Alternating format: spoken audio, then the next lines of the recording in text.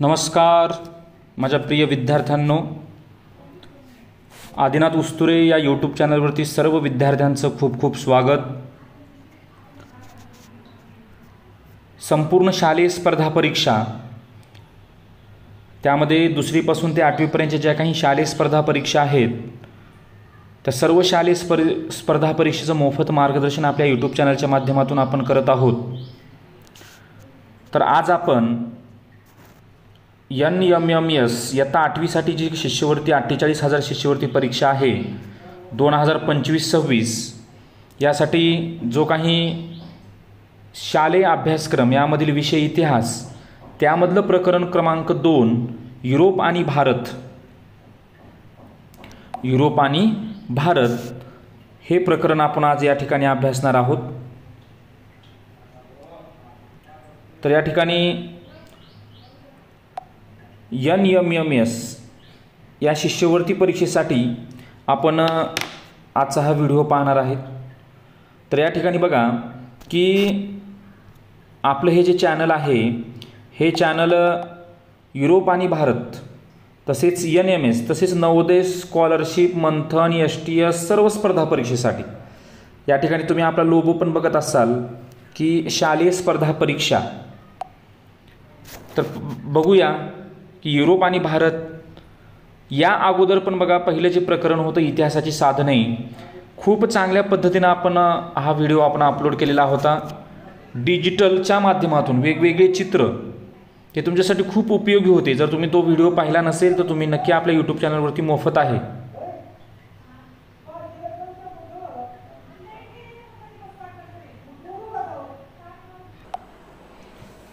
तर आज आपण युरोप आणि भारत या प्रकरणाबद्दल माहिती पाहणार आहोत। चला बघूया।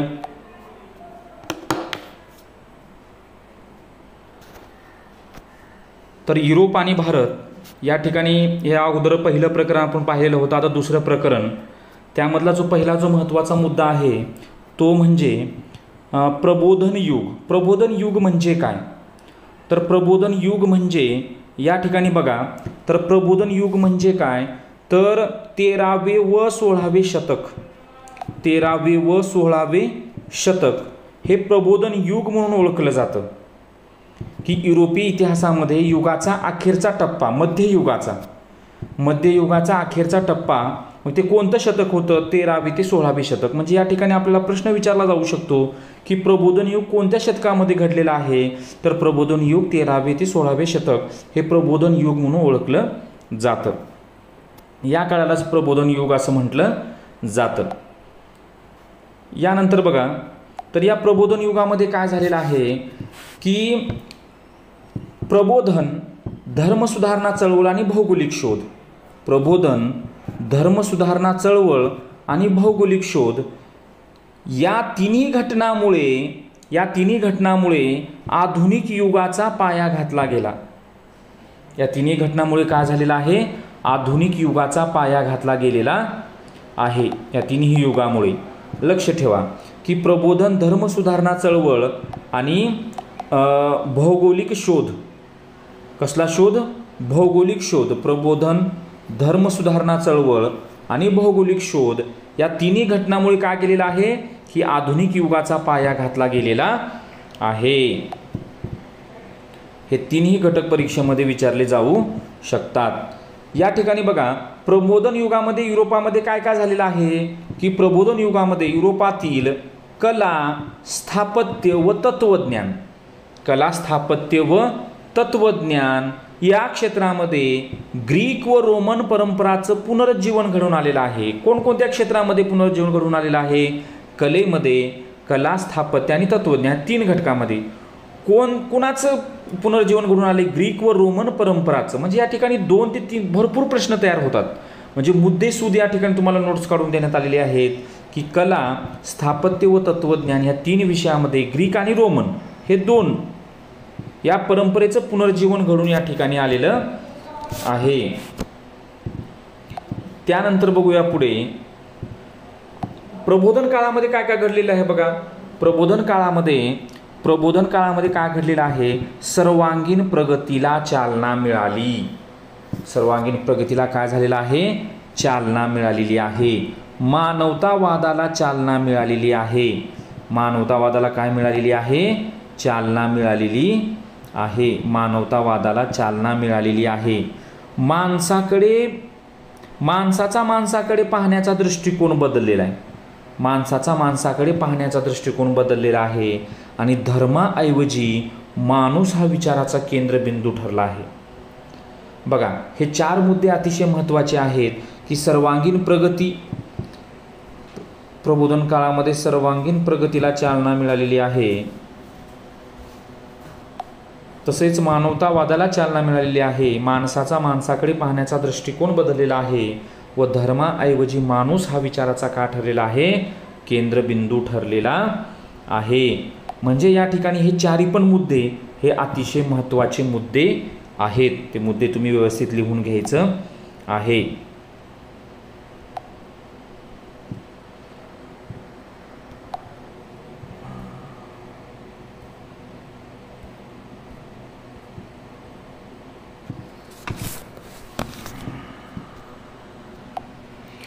यानंतर बघा, यानंतर काय आहे की या ठिकाणी तुम्हाला एक चित्र दिसत आहे. चित्र कोणाचं आहे? तर हे आहे चित्र लिओनार्दो द विंची. बघा, खूप यावरती प्रश्न या ठिकाणी NMSच्या परीक्षेमध्ये विचारलेले आहेत. लिओनार्दो द विंची हे प्रबोधन काळातील अष्टपैलू व्यक्तिमत्व मानलं जातं. हे प्रबोधन काळातील अष्टपैलू व्यक्तिमत्व मानलं जातं. या ठिकाणी नेमकं काय केलेलं आहे यांनी बघूया. हे बघा, लिओनार्दो द विंची, हे लिओनार्दो द विंची आहेत. यांनी काय केलेलं आहे? मोनालिसा. काय केलेलं आहे? मोनालिसा. मोनालिसा हा शब्द नीट लक्ष द्या. मोनालिसा हे चित्र जे आहे ते मोनालिसाचं आहे. आणि पुढचं म्हणजे द लास्ट सफर. ही जे चित्र आहे ते द लास्ट सफर ही एक पेंटिंग आहे आणि ही सुद्धा पेंटिंग आहे. ते चित्रकार होते ते. तर या चित्राकृती का यांच्या अजरामर ठरलेल्या आहेत. परीक्षेमध्ये NMSच्या परीक्षेमध्ये बऱ्याच वेळेस प्रश्न विचारलेला आहे की मोनालिसा ही चित्राकृती कोणी काढली किंवा द लास्ट सफर हे चित्र कोणासंबंधित आहे? तर हे लिओनार्दो द विंची या व्यक्ती संबंधित आहे. ते चित्रकार म्हणून जगप्रसिद्ध होते. ते चित्रकार म्हणून जगप्रसिद्ध होते. लिओनार्दो द विंची हे त्यांचं बघा किती विषयावर प्रभुत्व होतं. कोणकोणत्या विषयावर प्रभुत्व होतं? त्यांचं गणित विषयावर प्रभुत्व होतं, अभियांत्रिकी, स्थापत्यकला, खगोलशास्त्र, संगीत आणि शिल्पकला. खगोलशास्त्र, संगीत आणि शिल्पकला. लिओनार्दो द विंची यांचे गणित, अभियांत्रिकी, स्थापत्यकला, संगीत आणि शिल्पकला एवढ्या विषयावर त्यांचं काय होतं? प्रभुत्व होतं. ते अष्टपैलू व्यक्तिमत्व होते. म्हणजे या ठिकाणी अनेक प्रश्न या ठिकाणी विचारला जाऊ शकतो. कधी कधी हे जे त्यांचं कोणाकोणावर प्रभुत्व होतं, कोणत्या विषयावर, हे जे विषय दिलेत या विषयाव्यतिरिक्त एखादा विषय त्या ठिकाणी दिला जातो. त्यामुळे तुम्हाला हे कोणकोणत्या विषयावर प्रभुत्व होतं त्यांचं हे तुम्हाला समजून घेणं खूप गरजेचं आहे. तसेच पुढे बघा की प्रबोधनकालीन कला व साहित्यामधून जे काही प्रबोधनकालीन ज्या काही कला व साहित्य होते त्यामधून मानवी भावभावना व संवेदनाचे चित्रण होऊ लागले. हे 2 गोष्टी खूप महत्त्वाच्या आहेत की कशाचं चित्रण होऊ लागलं? मानवी भावभावना व संवेदना. मानवी भावभावना आणि संवेदना यांचं चित्रण होऊ लागलं. पुढे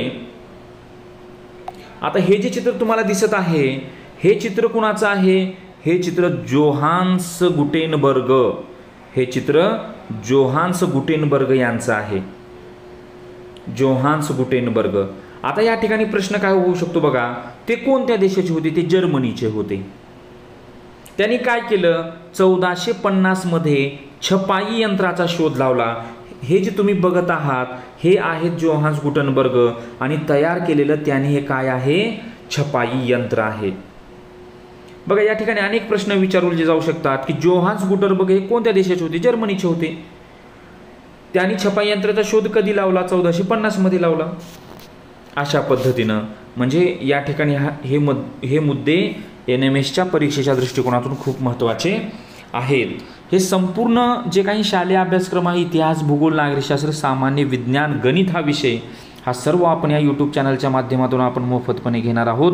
फक्त तुम्ही या चॅनलला काय करायचं आहे, सबस्क्राईब करायचं आहे आणि तुमच्या ओळखीच्या जे काही NMSचे जे काही स्पर्धा परीक्षा तयारी करणारे जे विद्यार्थी आहेत त्यांना आपल्या क्लासबद्दल तुम्ही माहिती द्यायची आहे.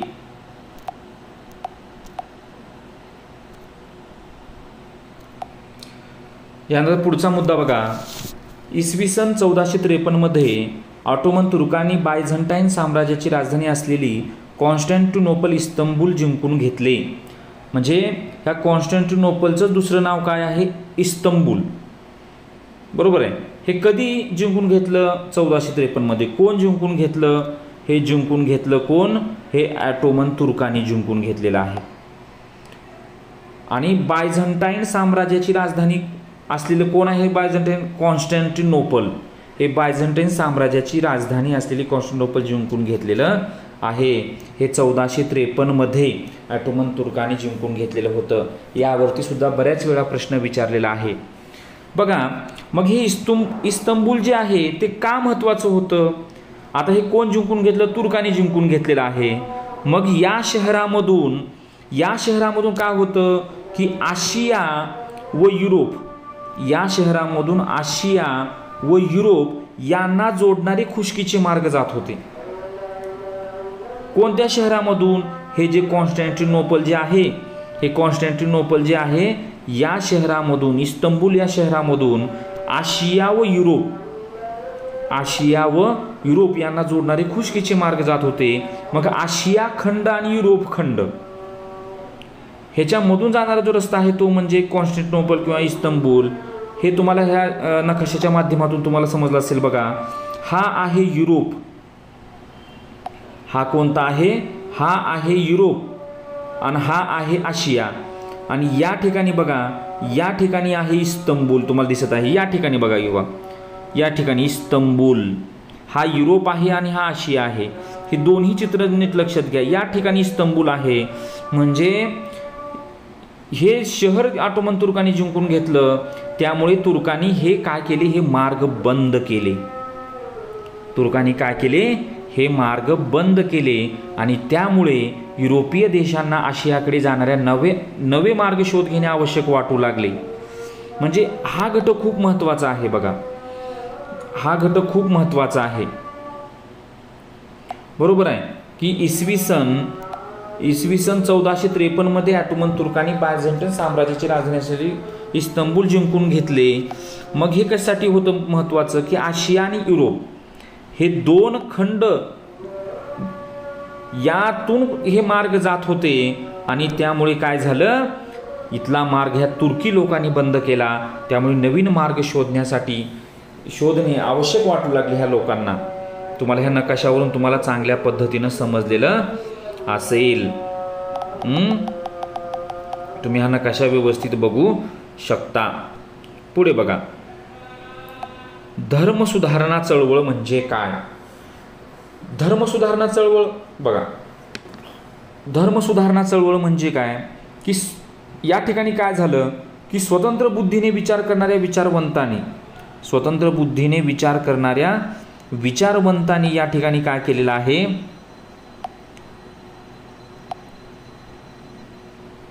स्वतंत्र बुद्धीने विचार करणाऱ्या विचारवंतांनी रोमन कॅथलिक चर्चच्या जुन्या धार्मिक कल्पनावर हल्ला चढवलेला आहे. लोकांच्या अज्ञानाचा फायदा घेऊन ख्रिस्ती धर्मगुरू कर्मकांडाचे स्तोम वाजवत असत, धर्माच्या नावावर लोकांना लुबाडत असत. आणि या विरोधात जी चळवळ सुरू झाली तिला धर्मसुधारणा चळवळ असं म्हटलं जातं. आणि या चळवळीमध्ये काय झालं तर माणसाचे स्वातंत्र्य व बुद्धिप्रामाण्य या तत्वांना महत्त्व प्राप्त झालेलं आहे. काय झालेलं आहे, महत्त्व प्राप्त झालेलं आहे. याला धर्मसुधारणा चळवळ असं म्हटलं जातं. पुढे बघा, या ठिकाणी काही शोध लागले. बघा, मी तुम्हाला काय म्हटलं की तुर्कांनी कॉन्स्टँटिनोपल हे काय झालं, इस्तंबूल शहर जिंकून घेतलं. त्यामुळे तुर्कांनी तो मार्ग बंद केला. त्यामुळे लोकांना काय झालं, नवीन मार्ग शोधावं असं वाटलं. तेव्हा त्याला काय म्हणतो आपण, दर्यावर्दी 15व्या शतकामध्ये युरोपीय दर्यावर्दी भारताकडे जाणाऱ्या जलमार्गाचा शोध करण्यासाठी सागरी सफारीवर निघाले. यापैकी हा जो व्यक्ती होता, तुम्हाला जो दिसत आहे चित्रामध्ये, हा जो व्यक्ती आहे त्याचं नाव आहे बार्थोलोम्यू डायस. बार्थोलोम्यू डायस कोण आहे? हा बार्थोलोम्यू डायस आहे, बार्थोलोम्यू डायस. मग याने काय केलेलं आहे? याने काय केलं बघा. आता यावरती प्रश्न काय विचारला जाऊ शकतो? तर याने प्रश्न काय विचारला जातो, तर या ठिकाणी हे चित्र पण तुम्हाला परीक्षेमध्ये येऊ शकतं. त्याच्यानंतर इथं तिथं बघा, या ठिकाणी त्याचा कार्यकाळ पण दिलेला आहे बघा, 1451 ते 1500. 1451 ते 1500. मग याने काय केलेलं आहे, तर इसवी सन 1483 मध्ये त्याने भारताचा शोध घेण्यासाठी आलेला आहे. तो काय केलेला आहे? भारताचा शोध घेण्यासाठी. हा जो बार्थोलोम्यू डायस आहे हा पोर्तुगीज खलाशी होता. हा पण प्रश्न परीक्षेमध्ये विचारला जाऊ शकतो की बार्थोलोम्यू डायस हा कोणता खलाशी होता? तर पोर्तुगीज खलाशी होता. आणि त्याने काय केलेलं आहे, तो निघाला होता कशाचा शोध घेण्यासाठी? भारताचा शोध घेण्यासाठी. हा पण प्रश्न विचारला जाऊ शकतो. तो कोणत्या देशाचा शोध घेण्यासाठी निघाला होता? भारताचा शोध घेण्यासाठी निघालेला होता. आणि तो कुठं निघाला? तो आफ्रिकेच्या दक्षिण टोकापर्यंत. मग आफ्रिकेचं दक्षिण टोकाला एक नाव आहे, ते म्हणजे Cape of good Hope. Cape of good Hope. लक्षात ठेवा हा चेहरा, बार्थोलोम्यू डायस परीक्षेमध्ये विचारलं जाऊ शकतं. कधी निघाला? 1487. कधी निघाला? 1487 निघाला. कोणत्या देशात शोध घ्यायचा होता? भारताचा शोध घ्यायचा होता.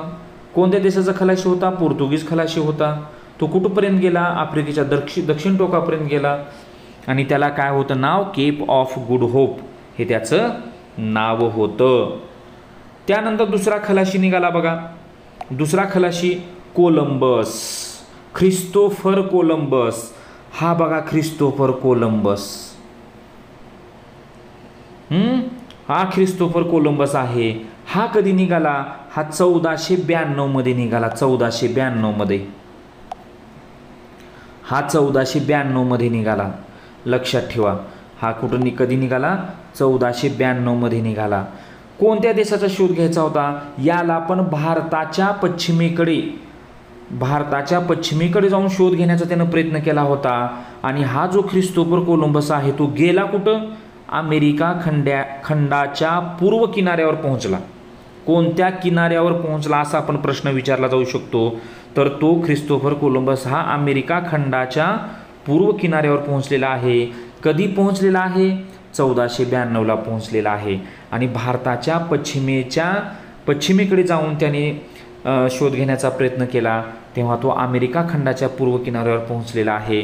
म्हणजे ख्रिस्तोफर कोलंबसने अमेरिका खंडाचा शोध लावलेला आहे. यानंतर पुढे बघा, वास्को दी गामा. आता वास्को दी गामा, आता हे तर तुम्हाला बऱ्याच आपल्या भारत देशाचा याने शोध लावलेला आहे. म्हणजे हे चित्र तुम्हाला लक्षात येणं गरजेचं आहे. वास्को दी गामा तर याने 1498 मध्ये आला होता बघा. 1498 मध्ये. तो कोणता खलाशी होता? पोर्तुगीज खलाशी होता. आणि याने काय केलं? आफ्रिकेच्या दक्षिण टोकाला वळसा घालून. कसल्या टोकाला? दक्षिण टोकाला. आपण आताच पाहिलं आफ्रिकेचं दक्षिण टोक म्हणजे काय? Cape of good hope. आफ्रिकेचं दक्षिण टोक म्हणजे काय? केप ऑफ गुड होप हे दक्षिण टोक आहे. तर या दक्षिण टोकाला वळसा घालून तो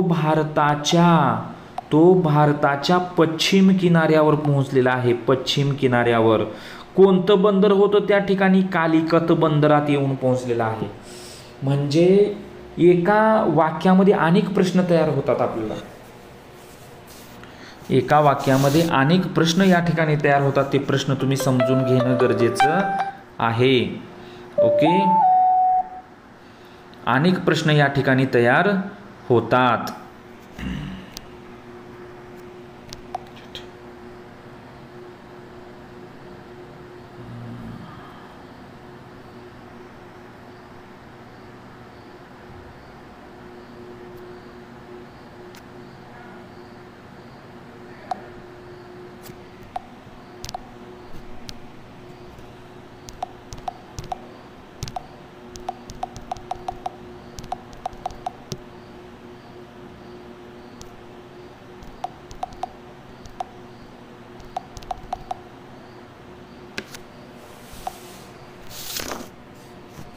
का बोंबलावं का काय माहिती नाही.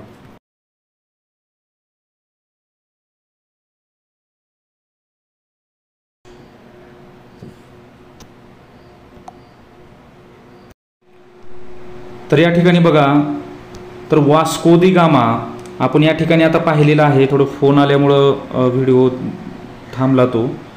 बघा, तर या ठिकाणी बघा वास्को दी गामा म्हणजे आपण किती शोध बघा पहिले की बार्थोलोमी डायसनं काय केला, ख्रिस्तोफर कोलंबसने, वास्को दी गामाने. ओके, आणि प्रत्येक वेळेस एक वाक्य येत होतं बघा. कोणतं वाक्य? या ठिकाणी बघा की आफ्रिकेच्या दक्षिण टोकाला म्हणजेच त्याला काय व्हायचं, आफ्रिकेच्या दक्षिण टोकाला म्हणजेच काय की म्हणजेच या ठिकाणी म्हणजे कोणतं टोक या ठिकाणी? Cape of good Hope. बरोबर आहे, केप ऑफ गुड होप या ठिकाणी. ओके, म्हणजे हे केप ऑफ गुड होप आपण नकाशाच्या माध्यमातून आपण पाहणार आहोत. हे बघा, हा आहे नकाशा. या ठिकाणी वास्को दी गामा या ठिकाणी लिहिलं, वास्को दी गामा फर्स्ट ओएज म्हणजे प्रवास.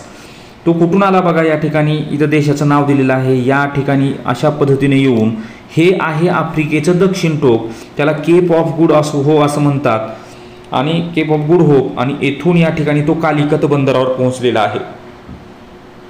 कधी पोहोचलेला आहे? कालिकत बंदरावरती. म्हणजे या ठिकाणी त्यांनी प्रवास सुरू केला. 1497ला या ठिकाणी आला आणि केप ऑफ गुड होप इथून त्यांनी 1498ला या ठिकाणी कुठे गेलेला आहे? तो कालिकत बंदरावर म्हणजे आपल्या भारताचा शोध लावलेला आहे. ओके, तुम्हाला भाग खूप चांगल्या पद्धतीने समजलेला असेल. चला बघूया पुढे. आता या ठिकाणी पुढे बघा की प्रबोधन काळात झालेल्या बदलामुळे काय झालेलं आहे? युरोपची मध्ययुगाकडून आधुनिक युगाकडे वाटचाल सुरू झालेली आहे. युरोपची काय झालेली आहे? मध्ययुगाकडून आधुनिक युगाकडे वाटचाल सुरू झालेली आहे. ओके, त्यानंतर पुढे बघूया अजून काय काय झालेलं आहे बघा. पूर्वीचे अज्ञान व अंधश्रद्धा यातून समाज बाहेर पडू लागलेला आहे. तसेच प्रस्थापित रूढी परंपरा घडणाऱ्या घटनेकडे चिकित्सक दृष्टिकोनातून पाहिले जाऊ लागले आणि या संपूर्ण बदलाला वैचारिक क्रांती असं म्हटलं जाऊ लागलं. का होऊ लागलं? वैचारिक क्रांती. आणि याच वैचारिक क्रांतीमधून वैज्ञानिक क्षेत्रामध्ये संशोधनाला चालना मिळालेली आहे. संशोधनाला काय झालेलं आहे? चालना मिळालेली आहे. तसेच 18व्या तसेच 19व्या शतकात घडलेल्या अनेक क्रांतिकारक घटनांमुळे हा कालखंड क्रांतियुग. बघा, 18व्या व 19व्या शतकात घडलेल्या क्रांतिकारक घटनांमुळे हा कालखंड क्रांतियुग म्हणून ओळखला जातो. मुद्दे अतिशय महत्त्वाचे आहे, तुम्ही ते व्यवस्थित लिहून घ्यायचं आहे.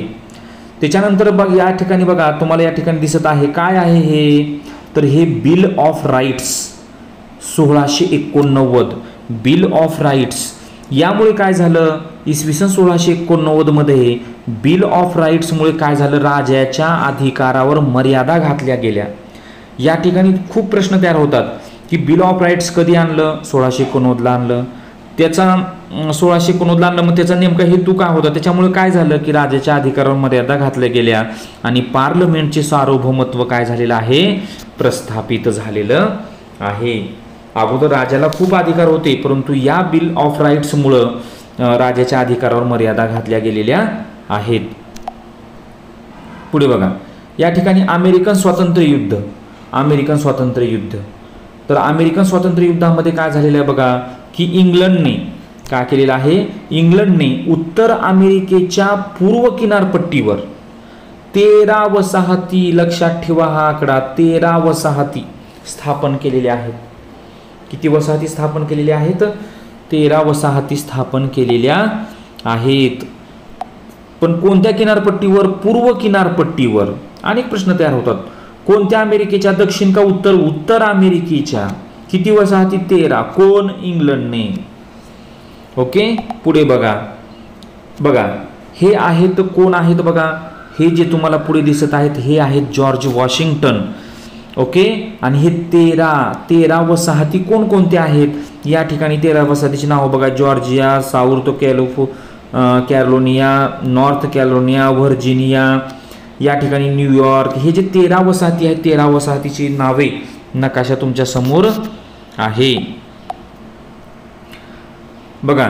आणि हे जे 13 वसाहती होत्या, यातूनच अमेरिकी संयुक्त संस्थाने हा संघराज्य शासन पद्धती, लिखित राज्यघटना असणारा व लोकशाही व्यवस्था असलेला नवा देश अस्तित्वात आला. म्हणजेच हे जे तुम्हाला व्यक्तिमत्व दिसत आहे, कोण हे बघा, हे जॉर्ज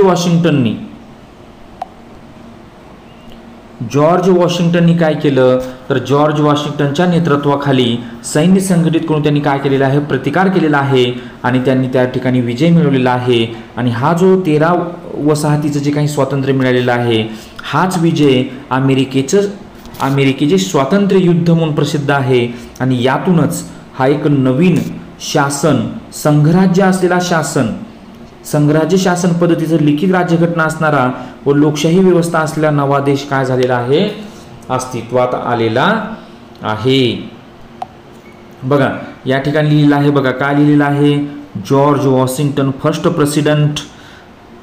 प्रेसिडेंट आहे, ते पहिले राष्ट्रपती आहेत अमेरिकेचे, राष्ट्राध्यक्ष, लक्षात ठेवा. यानंतर फ्रेंच राज्यक्रांती घडून आलेली आहे. कधी घडली हो फ्रेंच राज्यक्रांती? या ठिकाणी इसवी सन आहे का, इसवी सन कुठं दिलेलं आहे का फ्रेंच राज्यक्रांती? बघा या ठिकाणी दिलेली नाही, तरी पण मी सांगतो तुम्हाला की फ्रेंच राज्यक्रांती कधी घडली तर 1789ला फ्रेंच राज्यक्रांती या ठिकाणी आलेली आहे. ओके, 1789ला फ्रेंच राज्यक्रांती अस्तित्वात आली, राज्यक्रांती घडून आली 1789ला या ठिकाणी. म्हणजे नेमकं काय झालेलं आहे बघा, या ठिकाणी 3 गोष्टी या फ्रेंच राज्यक्रांतीने जगाला एक देणगी दिलेली आहे.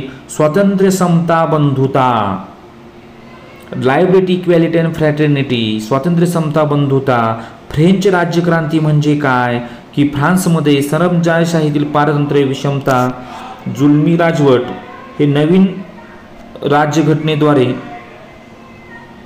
नष्ट करून स्वातंत्र्य, समता, बंधुता वर लोकशाही आधारित स्थापना करून मोठमाती देण्यात आली, फ्रेंच राज्यक्रांती म्हणून संबोधले जाते बघा. फ्रेंच राज्यक्रांती 1789 आणि स्वातंत्र्य, समता, बंधुता हे 3 गोष्टी तुम्ही या ठिकाणी लक्षात ठेवायच्या आहेत. ओके, पुढे बघा, हे आहेत फ्रेंच राज्यक्रांतीमधील काही क्रांतिकारक. व्हॉल्टेअर, लुई 14वा, मॉन्टेस्क्यू, रुसो, लुई 16वा. अशा पद्धतीने हे तुमच्या पुस्तकामध्ये नाही आहे, तरी पण तुम्हाला दाखव असं म्हणून मी दाखवलो. यानंतर पुढे बघा, औद्योगिक क्रांती, पुढचा जो घटक आहे औद्योगिक क्रांती. या ठिकाणी पहिली औद्योगिक क्रांती जी आहे ती 1784, वाफेच्या इंजिनाचा शोध लागलेला आहे त्यावेळेस. दुसरी 1870. आता हे तुमच्या पुस्तकामध्ये नाही, तरी पण मी माहिती या ठिकाणी ॲड केलेली आहे, तुम्ही आहे तसं तुम्ही वहीमध्ये लिहून घेऊ शकता. तर औद्योगिक क्रांती म्हणजे काय, नेमकं काय काय घडलं त्यावेळेस तर 18व्या शतकाच्या उत्तरार्धापासून अनेक क्रांतिकारक बदल घडून आले बघा. 18व्या शतकाच्या उत्तरार्धापासून 18व्या शतकाच्या काय काय घडलं, बाष्पशक्तीवर चालणारे यंत्राच्या साहाय्याने उत्पादन होऊ लागले. छोट्या घरगुती उद्योगधंद्याची जागा मोठ्या कारखान्याने घेतली. हातमागाऐवजी यंत्रमागाचा वापर सुरू झाला. आगगाडी, आगबोटीसारखी वाहतुकीची नवी साधने आली. त्यामुळे याला औद्योगिक क्रांती असं म्हटलं जाऊ लागलं. म्हणजे नेमकं काय काय घडलं औद्योगिक क्रांतीमध्ये ते या ठिकाणी दिलेलं आहे बघा. आणि इंग्लंडमध्ये औद्योगिक क्रांतीचा प्रारंभ झाला आणि नंतर ती काय कुठे कुठे पसरली, नंतर ती टप्प्याटप्प्याने पाश्चात्य जगामध्ये पसरली आणि इंग्लंडला जगाचा कारखाना म्हणून ओळखलं जातं, जगाचा कारखाना. पुढे बघा, या ठिकाणी काही माहिती भेटली होती मला. औद्योगिक क्रांती म्हणजे काय की हस्तोद्योगाकडून यांत्रिक उत्पादनाकडे झालेले संक्रमण बघा. औद्योगिक क्रांती म्हणजे हस्तोद्योगाकडून यांत्रिक उत्पादनाकडे झालेले संक्रमण 18व्या व 19व्या शतकात बाष्पशक्ती व जलशक्ती यांचा उपयोग करून उत्पादनाच्या प्रक्रियेत यंत्राचा उपयोग करण्यापासून याला भांडवलशाहीचा उदय असं म्हटलं जातं. हे मुद्दे तुम्ही वहीमध्ये व्यवस्थित लिहून घ्यायचे आहेत. वसाहतवाद म्हणजे काय? तर वसाहतवाद म्हणजे आर्थिक व लष्करी दृष्ट्या बलशाली देशाने आपल्या सामर्थ्याच्या बळावर एखादा भूप्रदेश व्यापणे आणि त्या ठिकाणी आपले राजकीय वर्चस्व प्रस्थापित करणे म्हणजे वसाहतवाद होय. म्हणजे बलशाली देशाने कशाच्या जोरावर? आर्थिक व लष्करी दृष्ट्या त्या ठिकाणी एखादा भूप्रदेश व्यापणे त्याला वसाहतवाद असं म्हटलं जातं. त्यानंतर पुढचा जो प्रकार आहे तो म्हणजे साम्राज्यवाद. आणि हा साम्राज्यवादाबद्दल सध्या बघा या ठिकाणी आपल्या आशिया खंडामध्ये चीन आपल्यावर आक्रमण करण्याचा प्रयत्न करतो, पाकिस्तान आपल्यावर आक्रमण करण्याचा प्रयत्न करतो, बरोबर आहे. त्या पद्धतीनं विकसित, आता पाकिस्तान काही विकसित नाही आहे, बरोबर आहे. विकसित राष्ट्राने अविकसित राष्ट्रावर आपले सर्वांगीण वर्चस्व प्रस्थापित करणे व अनेक नव्या वसाहती स्थापन करणे म्हणजे साम्राज्यवाद होय. आणि त्याचा आशिया व आफ्रिका खंडातील अनेक राष्ट्रीय युरोपीय राष्ट्राच्या साम्राज्याची महत्त्वाकांक्षेला बळी पडलेले आहेत. याला साम्राज्यवाद असं म्हटलं जातं. आणि याच साम्राज्यवादातून आता सध्या अनेक देशामध्ये पाठीमागं रशिया आणि युक्रेन युद्ध झालेलं होतं, याच याच्यातून युद्ध झालेलं होतं. पुढे बघा, इसवी सन 1600 मध्ये काय झालेलं आहे? इंग्रजांनी भारतात ब्रिटिश ईस्ट इंडिया कंपनीची स्थापना केलेली होती. ब्रिटिश ईस्ट इंडिया कंपनीची स्थापना. आणि बघा त्याचा लोगो आहे हा ब्रिटिश ईस्ट इंडिया कंपनीचा लोगो, लक्षात ठेवा. 1600 मध्ये प्रश्न विचारला जाऊ शकतो. या कंपनीनं काय केलं? जहागीर बादशहाकडून, मुघल बादशहा त्यावेळी जो होता जहागीर बादशहा, यांच्याकडून परवानगी मिळून सुरत येथे वखार स्थापन केली. सुरत येथे काय स्थापन केली? वखार स्थापन केली. पहिली वखार सुरत कोणाकडून? जहागीर बादशहाकडून. लक्षात ठेवा हा मुद्दा.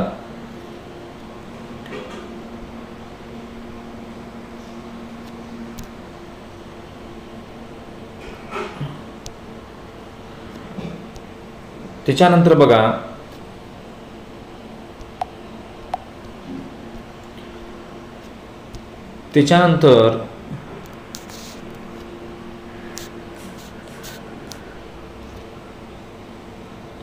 इंग्रज व फ्रेंच यांच्यामध्ये 3 युद्ध झाली. तर ते जे युद्ध आहेत ते युद्ध कर्नाटक युद्ध म्हणून ओळखली जातात. आणि तिसऱ्या कर्नाटक युद्धात इंग्रजांनी फ्रेंचांचा पराभव केला होता. या तिसऱ्या कर्नाटक युद्धामध्ये इंग्रजांनी फ्रेंचांचा पराभव केलेला होता. त्यानंतर बघा पुढे, आता बंगालमध्ये ब्रिटिश ईस्ट इंडिया कंपनी नेमकं आपला पाया कसं घातलेला आहे की बंगालमध्ये सुरुवातीला काय झालेलं होतं की सुरुवातीला 1756 मध्ये सिराज उद्दौला, या ठिकाणी चूक झालेली आहे थोडी लिहिण्यामध्ये, हा बंगालच्या नवाबपदी होता. इंग्रजांनी काय केलं? या नवाबाची परवानगी न घेता कोलकाता येथील आपल्या वखारीभोवती तटबंदी उभारलेली होती. बघा प्रश्न या ठिकाणी काय विचारला? 1756 कोण नवाब होता? सिराज उद्दौला होता. ओके. परंतु त्यांनी काय केले? इंग्रजांनी त्याची परवानगी न घेता कोलकाता येथे तटबंदी उभारली. त्यामुळे सिराज उद्दौलाने इंग्रजावर चाल करून कोलकात्याची वखार काबीज केली. आणि त्यामुळे काय झालं? त्यामुळे झाली प्लासीची लढाई. 1757 प्लासीची लढाई झाली. कुणाकुणाच्या विरोधात? नवाब सिराज उद्दौला व विरुद्ध इंग्रज. परंतु इंग्रजांनी काय केलं होतं? इंग्रजांनी जो सिराज उद्दौलाचा जो काही सेनापती होता मीर जाफर नावाचा, त्याला नवाबपदाचे आमिष दाखवून आपल्याकडे वळवले. त्यामुळे मीर जाफरच्या नेतृत्वाखाली नवाबाची लष्करी युद्धात न उतरल्यामुळे सिराज उद्दौलाचा काय झालेला आहे? त्या ठिकाणी पराभव झालेला आहे. बघा या ठिकाणी प्लासीची लढाई 1757 कोणाकोणाच्या विरोधात होती? मग तो सेनापती कोण होता? मीर जाफर होता. सेनापती कोण होता? मीर जाफर होता. हे तुम्ही लक्षात ठेवणं खूप गरजेचं आहे. आणि त्याचं लष्कर हे युद्धामध्ये न उतरल्यामुळे सिराजुद्दौलाचा पराभव त्या ठिकाणी झालेला आहे. आणि इंग्रजाच्या पाठिंब्याने पुन्हा काय झाला, मीर जाफर बंगालचा नवाब बनला. पुढे त्यांनी विरोध करताच त्याचा जावई मीर कासिम, म्हणजे पुन्हा मीर जाफर बंगालचा नवाब बनवून त्याने विरोध केला, तेव्हा त्याचा जावई मीर कासिम त्याला नवाब बनवले. आणि मीर कासिमने इंग्रजाच्या बेकायदेशीर व्यापाराला आळ घालण्याचा प्रयत्न करतात त्यांनी पुन्हा मीर जाफरला पद दिले. त्यामुळे काय झालं पुढे, त्यातूनच बक्सारची लढाई झाली 1764ला. 1764ला काय झालेलं आहे, बक्सारची लढाई झाली. कोणाकोणात झाली, मीर कासिम, अयोध्याचा नवाब शुजाउद्दौला आणि मुघल बादशाह शाह आलम हे तिघजण एकत्र येऊन इंग्रजाविरुद्ध. कोठे झाली लढाई, बिहार, बक्सार येथे, बिहार येथील बक्सार येथे युद्ध झालं आणि याच्यामध्ये इंग्रजाचा विजय झालेला आहे. आणि याच लढाईनुसार अलाहाबादच्या तहानुसार, लक्षात ठेवा प्रत्येक मुद्दा खूप महत्त्वाचा आहे, अलाहाबादच्या तहानुसार बंगालच्या सुभ्या दिवाणी म्हणजेच महसूल गोळा करण्याचा अधिकार ब्रिटिश ईस्ट इंडिया कंपनीला मिळाला. आणि अशा प्रकारे भारतातील इंग्रजी सत्तेचा पाया बंगालमध्ये घातला गेला. बघा, म्हणजे बक्सारची लढाई कशा पद्धतीने झाली तुम्हाला त्या समजलेलं असेल. त्याच्यानंतर इंग्रज म्हैसूर युद्ध झालं तेव्हा म्हैसूर राज्यातील हैदर अलीने उठाव करून म्हैसूरचे राज्य ताब्यात घेतलं होतं, हैदर अली. आणि पुन्हा हैदर अलीचा जो मुलगा होता तो म्हणजे टिपू सुलतान. हैदर अलीच्या मृत्यूनंतर त्याचा जो मुलगा होता टिपू सुलतान यांनी 1799 मध्ये श्रीरंगपट्टम येथे इंग्रजाविरुद्ध युद्ध करत असताना मरण पावले. आणि अशा पद्धतीनं म्हैसूरचं राज्य हे इंग्रजाच्या ताब्यात आलेलं आहे. बघा, आता ही माहिती तुम्हाला आपल्या पुस्तकामध्ये सापडणार नाही तरी पण टिपू सुलतान संबंधित 4 गोष्टी. टिपू सुलतान हे पहिले मिसाईल मॅन मानले जातात. टिपू सुलतानने 18व्या वर्षी इंग्रजाविरुद्ध पहिले युद्ध जिंकले होते बघा, इंग्रजाविरुद्ध 18व्या वर्षी. 1766 मध्ये टिपू सुलतानने पालक्काड येथे भव्य किल्ला बांधला व 1784 मध्ये टिपू सुलतान आणि इंग्रज यांच्यात मंगळूरचा तह झालेला होता. ही त्या अगोदरची माहिती आहे. यानंतर पुढे बघा, सिंधवर इंग्रजचा ताबा कसा तयार झाला की रशिया भारतावर अफगाणिस्तान यातून आक्रमण करेल या भीतीमुळे 1483 मध्ये इंग्रजांनी सिंधवर आपला ताबा निर्माण केला. पुढे आता पंजाब 19व्या शतकाच्या प्रारंभी पंजाबमध्ये रणजित सिंह हे आहेत. रणजित सिंह बघा, हे कोण आहेत, हे रणजित सिंह आहेत. आणि या रणजित सिंहाच्या मृत्यूनंतर त्याचा मुलगा दलीप सिंह, त्याचा मुलगा कोण आहे, दलीप सिंह गादीवर बसला. आणि मग दलीप सिंह हा लहान होता त्यामुळे त्याची आई जी होती जिंदन, त्याची आई राणी जिंदन हा राज्याचा कारभार पाहू लागली. पहिल्या शीख युद्धामध्ये पुन्हा युद्ध झालं, त्यामध्ये शिखांचा पराभव झाला. आणि मुलतानचा जो अधिकारी होता, या ठिकाणी बरीचशी प्रिंट मिस्टेक झालेली आहे माझ्याकडून. या ठिकाणी बघा, मुलतानचा अधिकारी मूलराज याने शिखाविरुद्ध बंड केले. आणि बंड केल्यानंतर या ठिकाणी 1841